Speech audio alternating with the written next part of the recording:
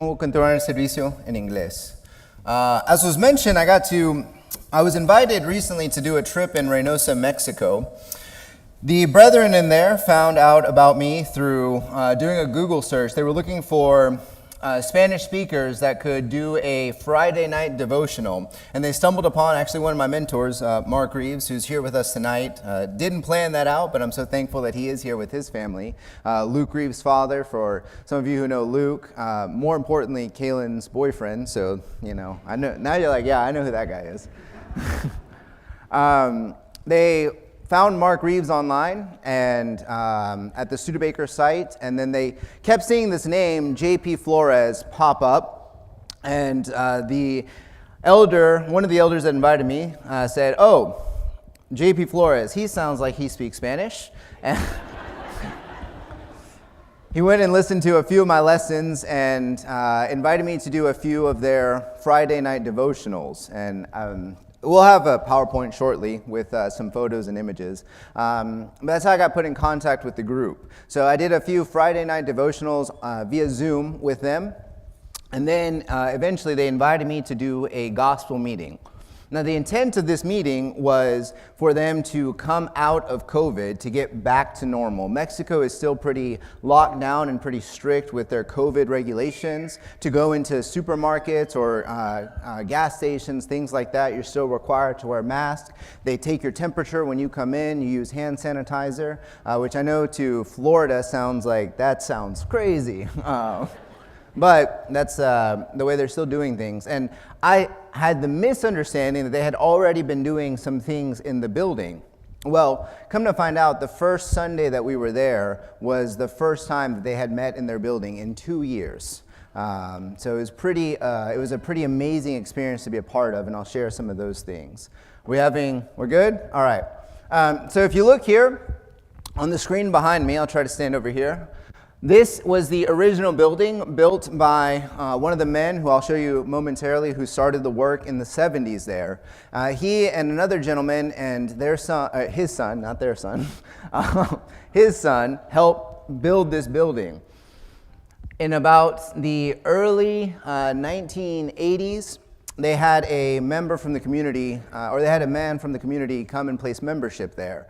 And he was actually a contractor. So he looks at this building and he goes, "It looks like you guys built this backwards." And he said, "Well, it was built by a preacher, his son, and a member, so we probably did." And so as you walk into the auditorium, the entrance would be this area. You walk into the auditorium. The cry room is all the way through the back of the auditorium. The classes are in the back of the auditorium. You take a staircase to get up there. The bathrooms, you have to walk down the aisle to get to the bathroom. So they built it backwards, but this is what it looks like now. And you'll find this pretty common in most faithful churches, especially within the Spanish-speaking communities. They'll try to show that they are, in fact, a church of Christ, an Iglesia de Cristo. Within the city of Reynosa, they have two churches, one on the east side and one on the west side. This is the housing where I was at, so this is the house where I stayed, and I'll show you a little bit more about that momentarily. But a lot of the houses have these patio areas, and their patios are located on the ceiling. I don't actually know this girl. I was walking to the church building, and I was like, "Hey, are you okay?" She's like, "Oh yeah, I'm just playing up here." And I was like, "Well, how old are you?" And she's like, "Oh, I'm 6." And I was like, "Man, you are just so brave." As you can tell, they have their animals and pets. A lot of them keep them on these cement buildings to have their patio area. So this is, again, a picture of Elizabeth, the elder's wife that I stayed with, two of her sons. This is Ivan, who is going to be graduating from college this year, and he has intentions to come down to Florida College once he graduates with his law degree to study to become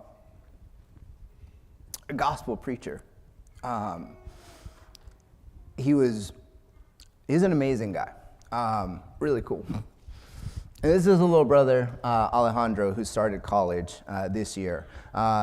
The parents are hoping that if Ivan desires to, in fact, come down to study preaching at Florida College, that his little brother will also come down. They are both faithful Christians. This is the quarters that they built to house preachers. Elizabeth, when they bought this plot of land and they started constructing, after they constructed the main part of the house, she desired to have an additional room where they could house preachers or they could house members. And so they built this room so that preachers and families could stay. They put a desk in the back, and then up here in the corner there's an AC unit because they are very well aware that Americans love their AC. So it blows right onto the bed, and it's a very comfortable room.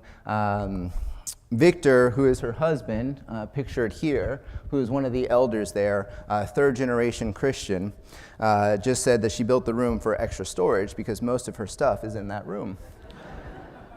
They had a bunny named Ernesto, fell in love with that bunny, and now I have a bunny. So I wanted to show you this picture. This is a panoramic I took of their living room house. So this would be their living room. They have a TV in the corner, and this was their dining room. In order for them to house all these people for one meal that they were trying to do, they disassembled their furniture, they took out their sofa, and they put it in the bedroom that I was staying in, so they would have enough room. And I'll talk more about the hospitality of these members. So this is the gentleman who helped build the building, Rodolfo. He's been a gospel preacher for many years. He came out of the what he says was the institutional church, but he was converted within the institutional church. At 30, he started really studying the scriptures. When he started studying the scriptures, he found some questions and some disagreements about the use of the collection that the church was, or how the church was utilizing their collection. So he presented this to the elders of the church where he was worshiping, and they basically said, "That's awesome that you're studying the Bible, and that you've come to that conclusion. We are not going to change what we do here, and that's just the reality of it." So he decided at 30 that he was going to dedicate himself to preaching the gospel and to start a work. And in order to build that original building that I showed you, he had gotten, with a few other men, a loan from the bank. Well, the bank had miswired the loan, which can happen when you're wiring money, and so they couldn't find this check for $20,000 that was going to be the deposit for this building. So they're at the building trying to clean out the area where they're going to start construction. They're going to start building this building by hand, and a gentleman walks by, and he's like, "What are y'all doing?" He's like, "We're trying to build a church here." He goes, "What kind of church?" He says, "It's a Christian church, a Bible-based church, known as the Church of Christ." And this man had said, "I've been studying the scriptures. I've been waiting for a faithful church to come my way. Why aren't you building?" And he said, "We're having issues with this money wiring." He says, "Well, how much do you need?" He said, "We need 20,000 pesos. And the guy said, "I've got that. I'll give you the money. When you get the money wired, you can just pay me back." They don't know this guy, never heard of this guy. But because they believe that they, in fact, were a family of Christ, and we'll talk about this tonight as we get into the lesson, they wanted to work together to establish that work.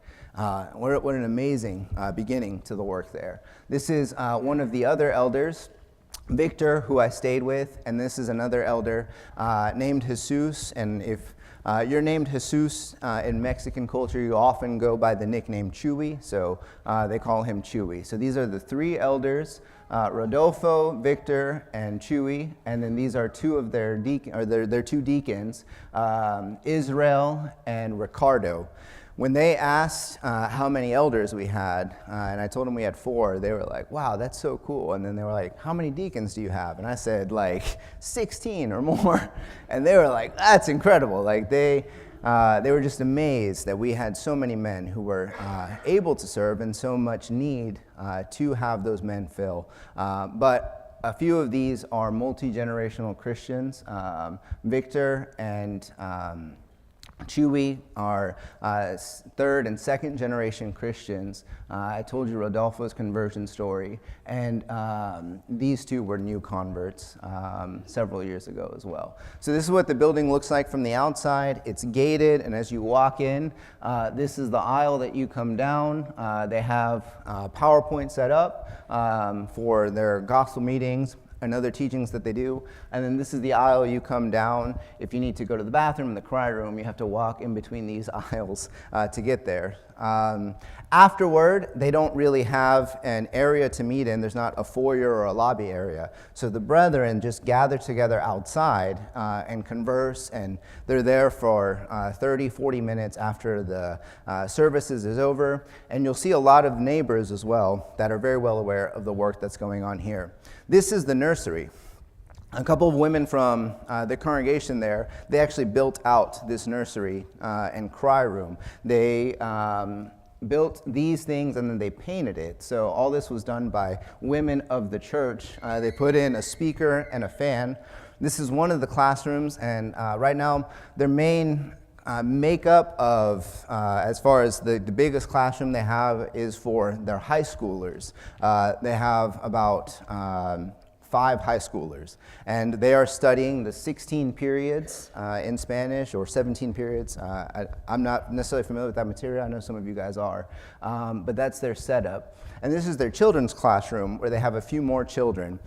One of Ricardo's wife, she does a lot of the, she's an elementary education teacher, so she did a lot of hand-drawn things in order for the children to be able to learn about the Bible, learn about the accounts in the Bible. And the reason I show you guys these things is, again, to express gratitude for the elders here supporting the work. When I need something for a class, like, just go to the resource room and I print it. When I need construction paper, I go to the resource room and I grab construction paper. I needed a map for VBS. And I was like, well, I'm sure I'll find one in the resource room, and lo and behold, I did. We are abundantly blessed with resources, and we have no excuse to not prepare for the classes that we have. So this was the first picture that was taken that Sunday morning. First time in the building within 2 years. By Friday night, this was the size of the meeting.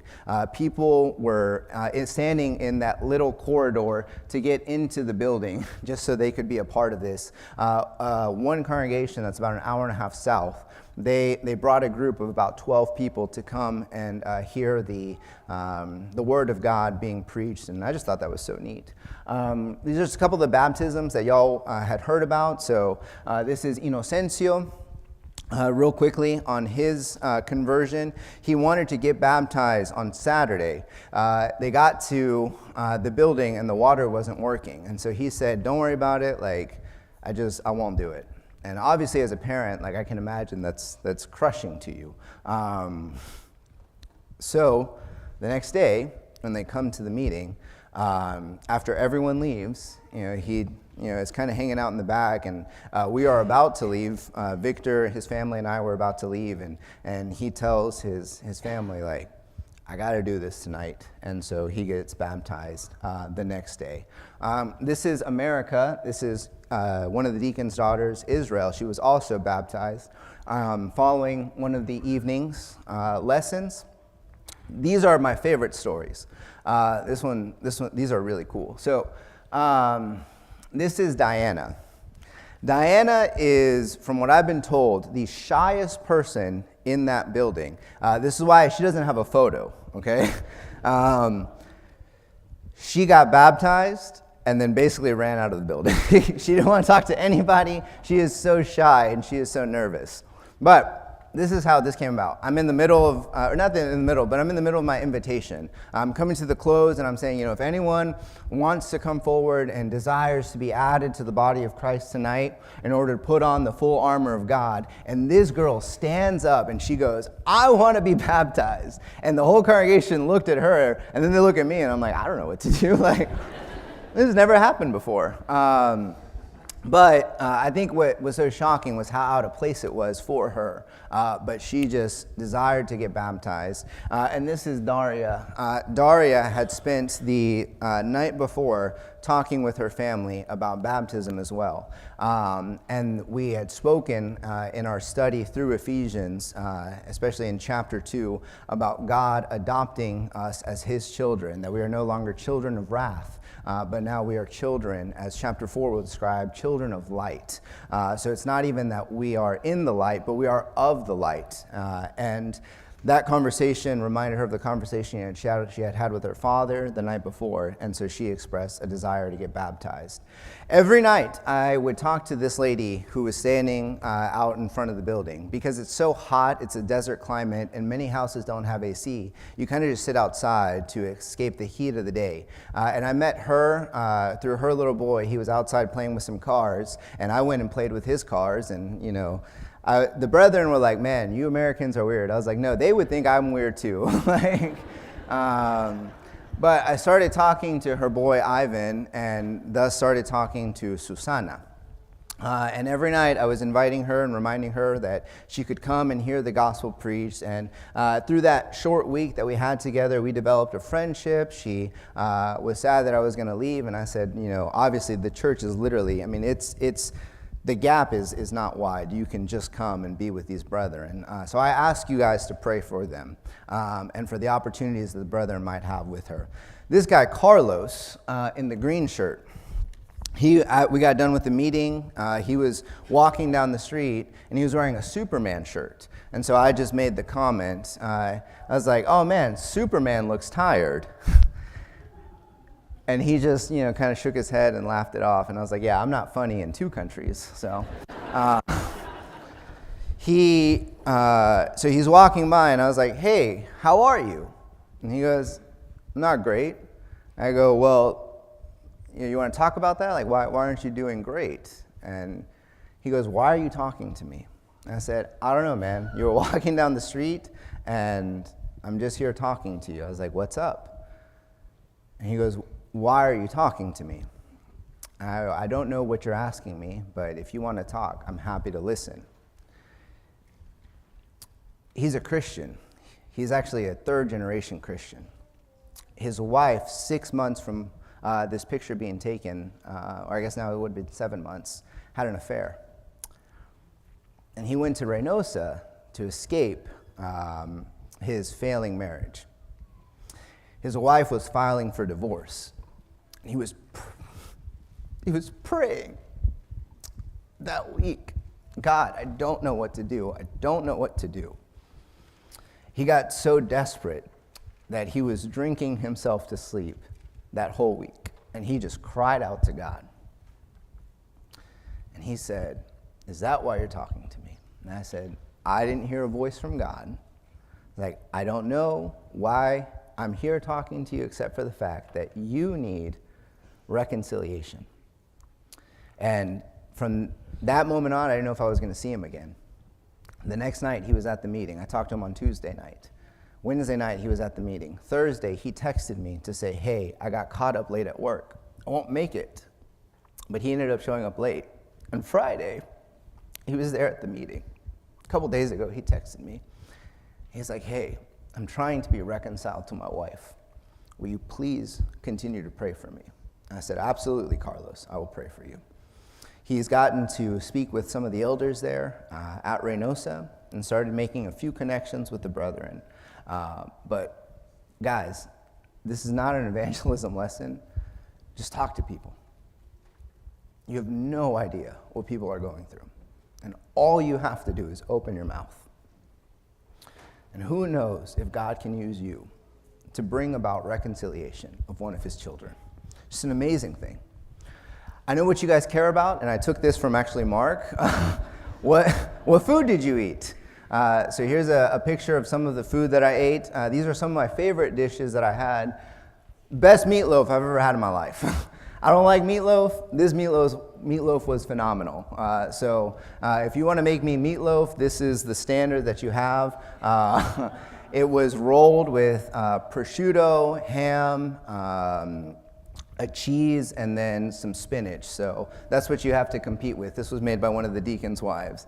Again, some of the other dishes that I ate, Elizabeth, Victor's wife, wanted to learn how to make American chocolate chip cookies. So I figured out a recipe, and there we go. And then this girl, found out that I like to bake, so she made me her famous Oreo cheesecake, and it was really delicious. She also has an Instagram. She's 16, and So if any of you guys want, she speaks English and Spanish, but if any of you guys want to be in contact with her, I can give you her information. This is a potluck that they had on Friday night, and as any good potluck has, we have KFC and CC's available. But the rest of the brethren brought their dishes from home. I wanted to contribute to the potluck, so I said, hey, I'll make mashed potatoes. And Elizabeth pulls out this bag and says, here you go. And I said, whoa, no, like that's not how we make mashed potatoes in the States. So I bought some potatoes. I got to the house and I said, where's your potato peeler? And she pulled out a knife and I was like, all right, here we go. So then I spent the time making potatoes. Our ice cream machine in McDonald's never works in the States. They have a whole restaurant dedicated to just McDonald's desserts in Mexico, where you can get an ice cream cone for 69 cents or 14 pesos. And of course, as any good trip to Mexico, you have tacos. So this is, like I said, one of the deacons and his wife. They don't have a large house, and they wanted to host several of the members, kind of like a mini potluck. So they went to Victor and Elizabeth and they said, hey, we need your house to host this potluck. Notice how I said that, because that's how it was presented. We need your house. They didn't ask for it. They just said, hey, we need your house. And Victor and Elizabeth said, okay. And so this is how many people they invited to their house to have the potluck. We ate on styrofoam plates. We had a bean soup, a few tamales, but it was nothing extraordinary. But the amount of love and hospitality that was found in there was incredible.